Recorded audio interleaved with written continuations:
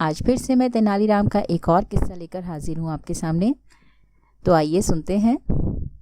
बसंत ऋतु छाई हुई थी। राजा कृष्णदेव राय जो थे वो बहुत ही खुश थे। वो तेनाली के साथ बाग में टहल रहे थे। वो चाह रहे थे कि एक ऐसा उत्सव मनाया जाए जिससे उनके राज्य के सारे लोग उसमें शामिल हो जाएं। अब पूरा राज्य जो है वो उत्सव के आनंद में डूब जाए। इस विषय में जब उन्होंने तेनाली से राय लेना चाहा तो तेनाली ने राजा की सोच की प्रशंसा की और इसके बाद राजा ने विजयनगर में राष्ट्रीय उत्सव मनाने का आदेश भी दे दिया गया। जल्दी ही नगर को स्वच्छ करवा दिया गया। सड़कों इमारतों में रोशनी की व्यवस्था कराई गई और पूरे नगर को फूलों से सजाया गया। सारे नगर में उत्सव जैसा वातावरण छा गया। इसके बाद राजा ने घोषणा की कि राष्ट्रीय उत्सव मनाने के लिए हलवाइयों की जो दुकानें हैं वहां पर भी रंग बिरंगी मिठाइयाँ बेची जाएं। अब घोषणा के बाद सारे नगर के जो हलवाई थे वो रंगीन मिठाइयाँ बनाने में व्यस्त हो गए। ऐसी घोषणा करने के बाद तेनालीराम जो थे वो कई दिनों तक दरबार में नजर नहीं आए। राजा ने उनके बारे में सबसे पता किया, लेकिन किसी को भी पता नहीं था कि वो कहाँ गायब हो गए हैं। राजा ने उनको ढूंढने के लिए सिपाहियों को भी भेजा, लेकिन फिर भी वो नहीं मिले। अब ये सुनकर राजा और भी अधिक चिंतित हो गए। उन्होंने दोबारा सिपाहियों को तेनाली की खोज में जुट जाने के लिए आदेश दे दिया। कुछ दिनों बाद तेनालीराम को सैनिकों ने ढूंढ निकाला और वापस आकर उन्होंने राजा को बताया कि महाराज, तेनालीराम ने तो कपड़ों की रंगाई की दुकान खोल ली है और वो सारा दिन अपने इसी काम में व्यस्त रहते हैं। जब हमने उन्हें अपने साथ आने को कहा तो उन्होंने आने से मना कर दिया। ये बात सुनकर राजा को बहुत गुस्सा आया, तो वे सैनिकों से बोले, मैं तुम्हें आदेश देता हूँ कि तेनालीराम को जल्द से जल्द पकड़कर यहाँ ले आओ, और अगर वे तुम्हारे साथ अपनी मर्जी से ना आए तो उसे बलपूर्वक ले आओ। अब राजा के आदेश का पालन करते हुए सैनिक जो थे वो तेनालीराम को बलपूर्वक पकड़कर दरबार में ले आए।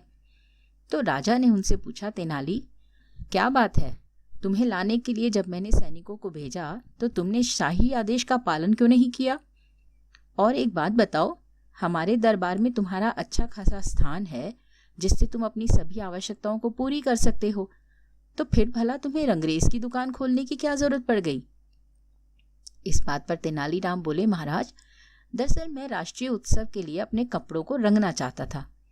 नगर में बहुत सारे लोग उत्सव में पहनने के लिए अपने अपने कपड़े रंगवाना चाहते थे।